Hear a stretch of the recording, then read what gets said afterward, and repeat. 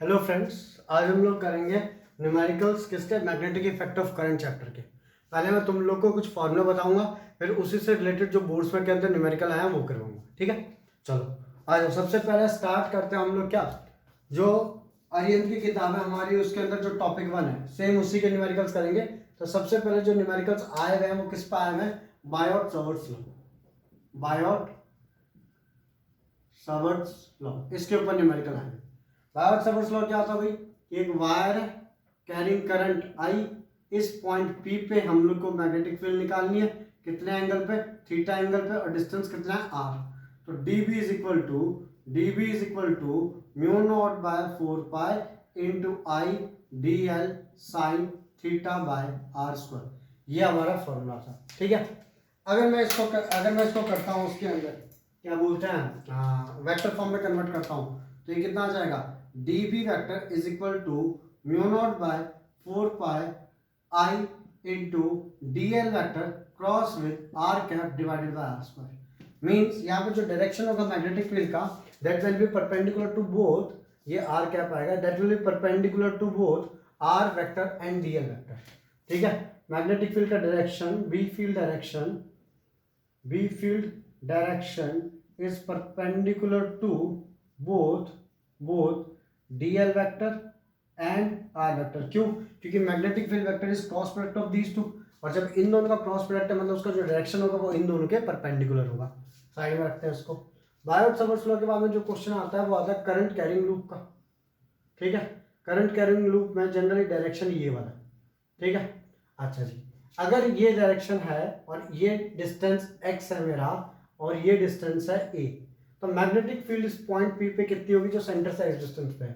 तो भाई magnetic field का फॉर्मूला का B इज इक्वल टू, मैं मैग्नीट्यूड है ये mu naught by 4 pi into 2 pi I A square upon A square plus x square की पावर 3/2। ये फॉर्मूला होता है mu naught by 4 pi 2 pi I A square upon A square plus x square की power 3/2। अगर मैं centre की बात करूं मींस x इक्वल टू 0, कब? एट सेंटर पे x की वैल्यू 0 हो जाएगी। जब x की वैल्यू 0 हो जाएगी तो a स्क्वायर की पावर 3/2, 2 से 2 कट जाएगा, a का क्यूब आ जाएगा, ये कटेगा तो b का वैल्यू आ जाएगा b is equal to mu naught by 4 pi into 2 pi I upon a। Clear है भाई? पाई से पाई भी कट जाएगा तो b की वैल्यू आ जाएगी mu naught I by 2a, 2 to the 4, तो ये आ जाएगा आंसर। अगला एक वायर है, करंट कैरिंग वायर है, उससे कहीं पॉइंट P मतलब r डिस्टेंस के ऊपर ऐसे परपेंडिकुलरली r डिस्टेंस के ऊपर मैग्नेटिक फील्ड निकालनी है। तो B का डायरेक्ट फॉर्मूला था B is equal to mu naught by 4 pi into 2i by r। Clear है? अच्छा जी, इधर के डायरेक्शन की भी बात कर लेते हैं। जो डायरेक्शन होगा जब भी मेरा करंट इस तरीके से मूव करेगा तो जो डायरेक्शन होगा पॉइंट P पर वो बाहर की ओर होगा। क्लियर है? ये चीज याद रखना। मतलब कभी भी अगर डायरेक्शन ऐसा दिया हुआ है क्वेश्चन के अंदर, तो जो मेरा ये है क्या बोलते हैं पॉइंट P है उस पर बाहर की ओर होगी तुम्हारी मैग्नेटिक फील्ड। ये चीज याद रखना। सीबीएसई में अपने यही डायरेक्शन, एनसीईआरटी में, कि जब भी डायरेक्शन ऐसे दिएंगे दैट इज एंटी क्लॉकवाइज, तो कहाँ की ओर होगी मैग्नेटिक फील्ड? बाहर की ओर। क्लियर है ये चीज? चलो अब आगे की बात करते हैं। आगे हम लोग स्टार्ट करते हैं एक एक करके क्वेश्चन। ठीक है, तो चलो पहला क्वेश्चन है, इसके अंदर मैं लिख देता हूँ, हाँ 2 मिनट रुकना। क्वेश्चन है हमारा, हाँ ये लिख लो पहले सब लोग जल्दी से, फिर क्वेश्चन लिखता हूँ। ठीक, अब क्वेश्चंस की बात करते हैं। आ जाए यहाँ पे। तो जो पहला क्वेश्चन है वो ये है कि दो हम लोग को वो दिए हैं, एक जैसे क्वेश्चन में एक साथ करवा रहा हूँ। सबसे पहला क्वेश्चन है जो वो दिया 2 सर्कुलर आइडेंटिकल लूप्स। ठीक है, पहला लूप ये दिया हुआ है, दूसरा लूप ये दिया हुआ है। ठीक है, 2 सर्कुलर आइडेंटिकल लूप्स ये दिए हुए हैं। 2 circular identical loops P and Q each of radius R. ये P लूप है, मैं मिटा रहा हूँ इसको, और ये Q लूप है। यहाँ पे Q लूप है, दोनों का रेडियस कितना है? R का है, दोनों का रेडियस R का है, सेंटर से R distance. 2 identical loops P and Q each of radius R carrying equal currents are kept in parallel having common axis passing through O। ठीक है, दोनों में करंट भी इक्वल है और कॉमन एक्सेस पे रखा है passing through some point O। ठीक है, और आगे क्या बोला गया है? The direction of the current in P is clockwise. P में जो डायरेक्शन है वो क्लॉकवाइज है, मतलब वो डायरेक्शन ऐसे दिया हुआ। ठीक है, and that in Q is anti clockwise, P में क्लॉकवाइज है and that in Q is anti clockwise, and ये जो डायरेक्शन दिया हुआ है ये कैसे दिया हुआ है, हाँ दोनों ही डायरेक्शन ऐसे दिए हुए हैं, ठीक है, बट यहाँ से इस पॉइंट से यहाँ की ओर देखोगे तो क्लॉकवाइज है, यहाँ की ओर देखोगे तो एंटी क्लॉकवाइज है। और बोला क्या गया है कि find the magnitude of the net current magnetic field at O, ठीक है। क्वेश्चन ये है कि भाई दो मेरे पास में लूप दिया है, एक लूप पी और एक लूप क्यू, दोनों के अंदर सेम करंट फ्लो कर रहा है, आई सेम करंट फ्लो कर रहा है, और बोला क्या गया है कि हम लोग को निकालनी है net magnetic field at point O, इस ओ पॉइंट पे नेट मैग्नेटिक फील्ड निकालनी है, दोनों का रेडियस दिया हुआ है आर, और ये जो डिस्टेंस है ये 2r का है, ये जो डिस्टेंस है ये कितना है 2r का डिस्टेंस है। तो सुनना है यहाँ पे, अगर ये डिस्टेंस मेरा 2r का है तो यहाँ से ये डिस्टेंस r है और यहाँ से ये डिस्टेंस r है, ठीक है भाई। लूप के लिए फॉर्मूला क्या था, लूप के लिए फॉर्मूला था mu naught by 4 pi into 2 pi I A square upon A square plus x square की पावर 3/2, ठीक है। चलो ध्यान देना यहाँ पे, भाई मैंने क्या बताया था, जब मेरा करंट ऐसे फ्लो करता है उल्टा तो ये डायरेक्शन इधर की ओर होता है, तब ऐसे फ्लो कर रहा है आगे ना, तो डायरेक्शन कहाँ की ओर लूंगा, इस डायरेक्शन में लूंगा, ठीक है। यहाँ पे डायरेक्शन उल्टे की साइड में, ठीक है, तो डायरेक्शन लेकिन यहाँ से देखेंगे तो क्या दिखेगा, क्लॉकवाइज, तो ये डायरेक्शन भी इस साइड में हो जाएगा मेरा आगे ना, देयरफॉर नेट मैग्नेटिक फील्ड मेरी इस डायरेक्शन में होगी, क्लियर है। एक बार डायरेक्शन दोबारा चेक कर लेता हूँ, हाँ एक डायरेक्शन मेरा इस साइड में दिया हुआ है और ये वाला डायरेक्शन में मेरा इस साइड में दिया हुआ है। जब डायरेक्शन मेरा इस साइड में होता है, 2 मिनट रुको एक बार जूम कर लेता मेरे को इसको, जब मेरा डायरेक्शन इस साइड में होता है, ठीक है, हाँ इस साइड में होता है, तो इस साइड में मेरा मैग्नेटिक फील्ड होगी, ये इस साइड में तो इधर ही मैग्नेटिक फील्ड होगी, क्यों, क्योंकि इस पॉइंट के लिए हम इस साइड देख रहे हैं और इस पॉइंट से हम इस साइड देख रहे हैं, तो एक हुआ क्लॉकवाइज एक हुआ एंटी क्लॉकवाइज, ठीक है। तो नेट मैग्नेटिक फील्ड दोनों एक ही साइड में, मतलब बी पी और बी क्यू दोनों एक ही डायरेक्शन में, तो B net is equal to B P plus B Q, दोनों का एडिशन होगा। Magnetic field due to P निकालते हैं भाई, magnetic field due to P is equal to mu naught by 4 pi into 2 pi, A मतलब होता है radius, radius कितना आर का, तो R square divide by 2 pi I R square upon नीचे आ जाएगा R square plus R square की पावर 3/2, क्लियर है। तो magnetic field due to P is equal to mu naught by 4 pi into 2 pi I R square upon 2 R square की power 3/2, तो हो जाएगा 2 की पावर 3/2 और r का क्यू, पाई से पाई कैंसिल हो गया, 2 से 2 जाएगा, तो कितना आ जाएगा, magnetic field due to P is equal to कितना आ गया, that is mu naught into 2, या एक काम करो mu naught by 4 pi cut मत करो, ऐसे रहने दो, म्यू नॉट बाय 4 पाई, यहाँ पे भी 2 पाई, तो कितना आ जाएगा mu naught by 4 pi into R cut जाएगा 2 पाई आई अपॉन 2 की पावर 3/2 इंटू आर। बी क्यू की वैल्यू निकालते हैं भाई, तो बी क्यू की वैल्यू कितनी आएगी ये देख लेते हैं, तो B Q is equal to mu naught by 4 pi into 2 pi I upon into R square plus R square की पावर 3/2, तो सेम रिजल्ट आ जाएगा mu naught by 4 pi into 2 pi I upon 2 की पावर 3/2 इंटू आर, सेम आ गया। Now total magnetic field B is equal to B P plus B Q, net magnetic field B is equal to B P की value ये रही, B क्यू की value ये रही, दोनों इक्वल है, तो सिंपली इनको 2 से इंटू कर दो, तो 2 into mu naught by 4 pi into 2 pi I upon 2 की पावर 3/2 इंटू आर, क्लियर है। क्योंकि दोनों इक्वल थी ना भाई, ऐड करो तो 2 से इंटू कर दो, तो b इज इक्वल टू, अब देखो भाई 2 2 जा 4 कैंसिल, पाई से पाई कैंसिल, कितना आ गया म्यू नॉट आई अपॉन 2 की पावर 3/2 इंटू आर। देख लेंगे इसको जल्दी से, देखो ये हमारा अगला क्वेश्चन है, two identical coils P and Q each of radius are carrying current of 1 ampere and √3 ampere are placed concentrically and perpendicular to each other lying in x Y and Y Z plane. ठीक है भाई, तो देखो एक चीज, x Y अगर plane ये है मेरा, ये एक्स है, ये वाई है और ये जेड है, तो एक एक्स वाई प्लेन में एक वाई जेड प्लेन में, एक्स वाई प्लेन में मतलब ऐसे, हाँ कि ना, एक्स वाई प्लेन, और दूसरी है वाई जेड प्लेन मतलब ऐसे। ठीक है, अगर इसको बनाए हम लोग तो ऐसे बना सकते हैं कि दो पॉइंट्स है कोसेंट्रिकली एंड परपेंडिकुलर है एक दूसरे के। यहाँ पे लिखा था ना प्लेस्ड कोसेंट्रिकल एंड परपेंडिकुलर, इसका मतलब क्या है कि एक ऐसे रखी हुई है और एक इसके अंदर फंसा करके कॉइल ऐसे रखी। ठीक है, दोनों का सेंटर है, मीन्स एक ये रही और एक ये रही।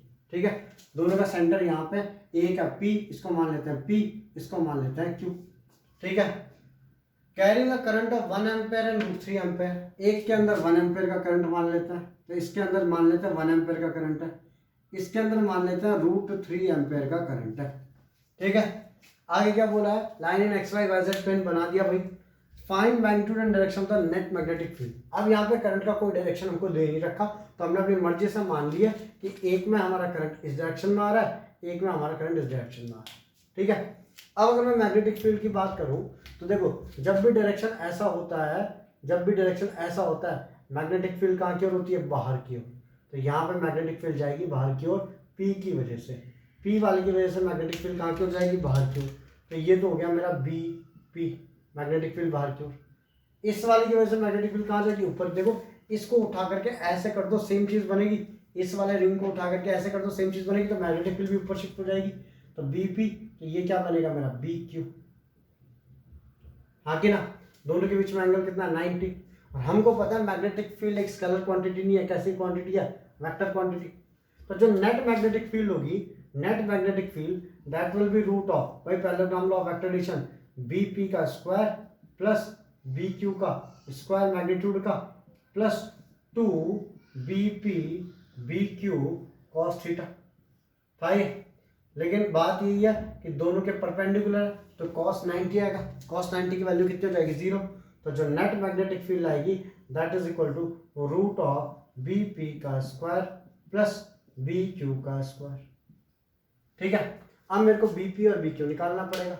चलो भाई, तो मैग्नेटिक फील्ड का फॉर्मूला क्या था सर्कुलर रिंग का, सर्कुलर रिंग का मैग्नेटिक फील्ड का formula μ0/4π into 2πi a square, 2πi a square upon a square plus x square की पावर में 3/2 था।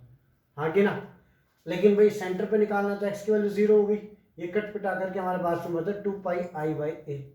हाँ है ना, पाई से पाई कटता है, 2 2 जा 4, तो फॉर्मूला आता है μ0I/2 है। मतलब सेंटर पे जो मैग्नेटिक फील्ड होती है दैट इज μ0I/2 है। तो हम जानते हैं मैग्नेटिक फील्ड एट सेंटर, ध्यान देना यहाँ पे, magnetic field due to loop, magnetic field due to loop at centre that is equal to μ0I/2a होती है। देयरफॉर बीपी की वैल्यू कितनी आएगी, निकालेंगे। बीपी की वैल्यू आएगी magnetic field due to P का जो मैग्नीट्यूड आएगा दैट इज μ0I/2a। और एक काम करो, रहने दो इसको ऐसे ही रहने दो, μ0/4π या चलो रहने दो, μ0I/2a जो आ गया। तो देखो यहाँ पे μ0 की वैल्यू कितनी है भाई, आई की वैल्यू IP अपॉन 2 और उसका रेडियस कितना है, तो 2r, तो करंट कितना है 1 एम्पेयर का, तो μ0/2r। ठीक है, ये तो हो गया बीपी।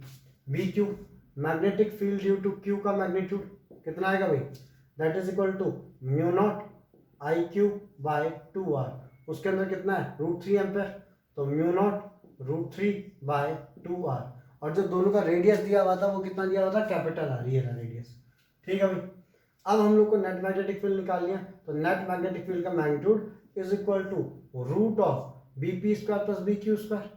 तो बीपी का स्क्वायर भाई तो कितना आ जाएगा, देखते हैं यहाँ पे, तो बीपी का स्क्वायर आ जाएगा μ0/2r का whole square plus √3 μ0 B Q का स्क्वायर 2r का होल स्क्वायर।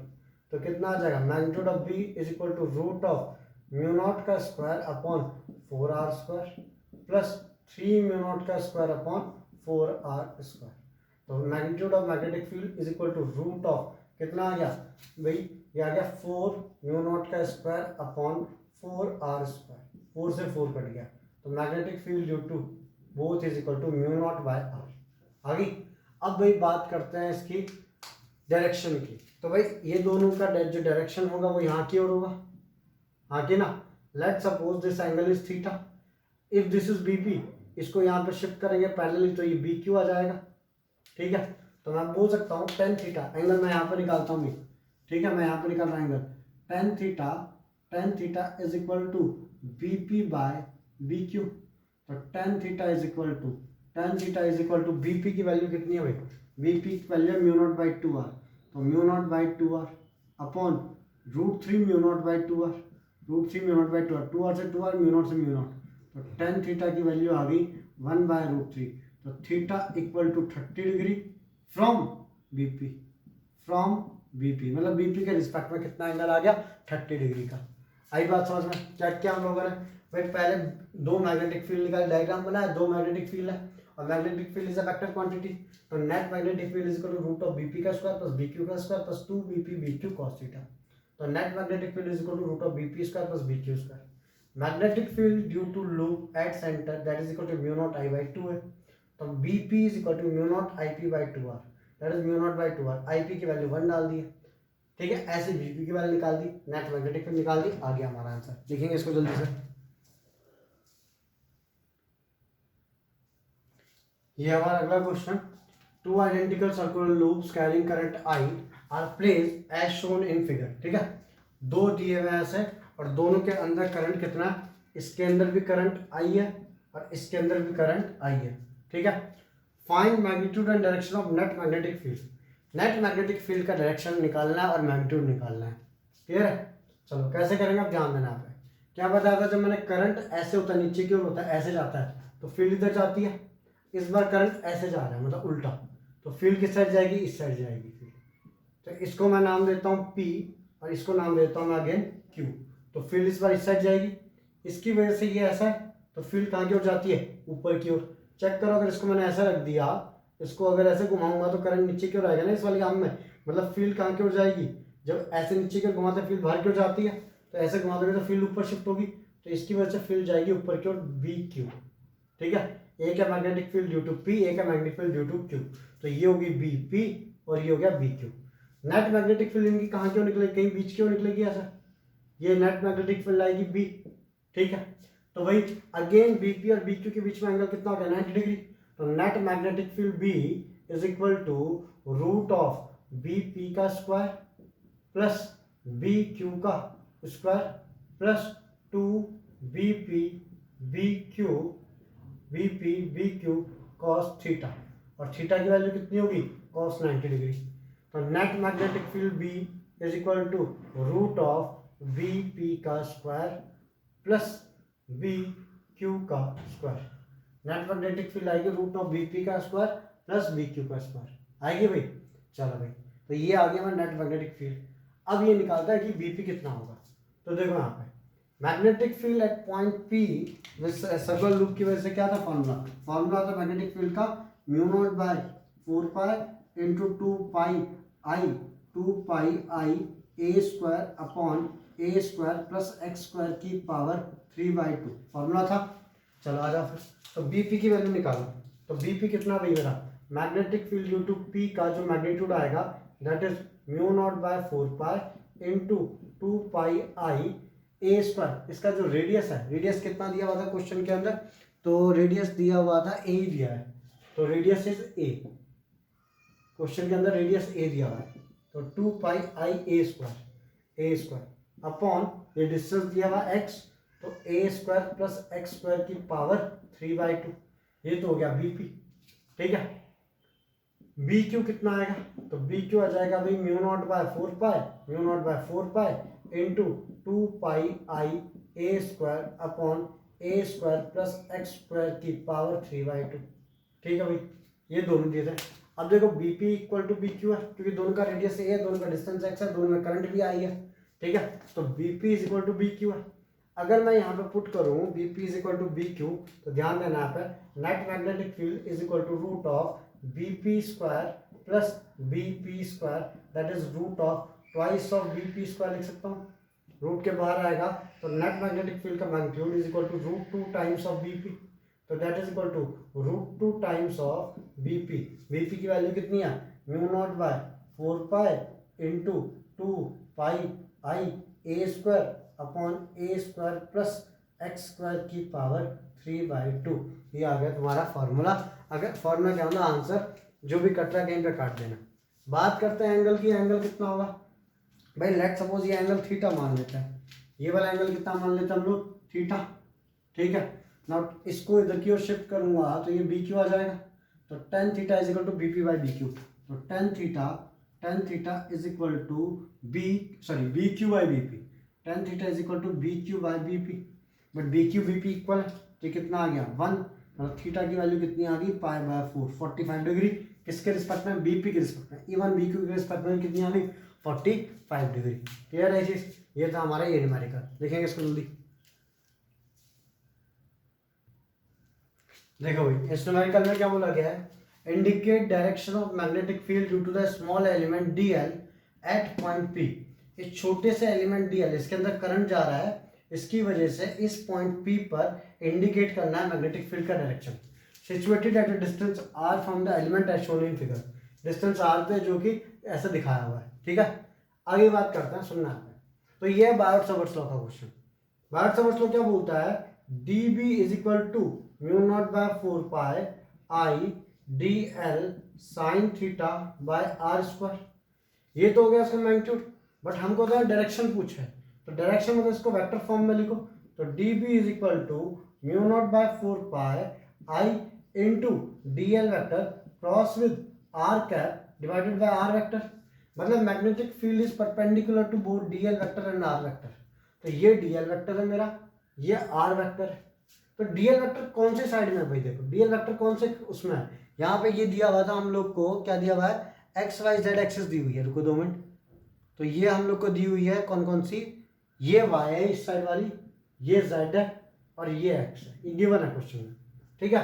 तो अब देखो वहां पे आर वेक्टर कौन सी साइड में है, वाई एक्सिस मतलब जे का, डी एल वेक्टर कौन सी साइड में है, जेड एक्सिस मतलब के का, मतलब मैं बोल सकता हूँ D B is equal to mu naught by 4 pi I by R का स्क्वायर, ये तो आर मोड आर का स्क्वायर होता है, I by are square into D L vector कौन से साइड में है, आई कैप, तो D L sorry K cap है, ऊपर की ओर है ना, जेड है, इस साइड में कौन सा वाई, तो क्रॉस विद और इसका यूनिट वेक्टर चाहिए, तो इस डायरेक्शन का यूनिट वेक्टर कितना आएगा, that is j cap, k cross j, तो D B is equal to k cross j करेंगे तो सिंपल सी बात है आई जे के होता है ऐसे, आई जे के, तो k cross j is minus i, तो mu naught by 4 pi I by are square into D l into minus k cross j minus i cap, मतलब नेगेटिव ऑफ एक्स एक्सिस की ओर होगा, therefore direction of magnetic field is along negative of x axis। Clear है चीज, लिखेंगे इसको।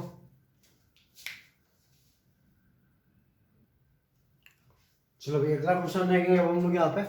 Question में क्या बोला गया सुनना है यहाँ पे, एन एलिमेंट डेल्टा एल, ये रहा डेल्टा एल, ठीक है, is equal to delta x into I दिया हुआ है, इज प्लेस्ड एट ओरिजिन पे रख दिया and carries current I equal to 2 ampere. इसके अंदर करंट जा रहा है कितने एम्पेयर का, 2 एम्पेयर का, और करंट का डायरेक्शन दिखा रखा है, ठीक है। Find the magnetic field at point P पे मैग्नेटिक फील्ड निकालना on y axis at a distance of 1 metre, ये डिस्टेंस है 1 मीटर का, 1 metre due to the element delta x जो कि w सेंटीमीटर का है। क्लियर है, एक छोटा सा एलिमेंट है डेल्टा एक्स जो कि कितने का, w सेंटीमीटर का। Also give direction of the field. Clear है, चलो एलिमेंट की वैल्यू, इस एलिमेंट की वजह से यहाँ पे मैग्नेटिक फील्ड निकालनी है और डेल्टा एक्स की वैल्यू दे रखी है w सेंटीमीटर, ठीक है भाई।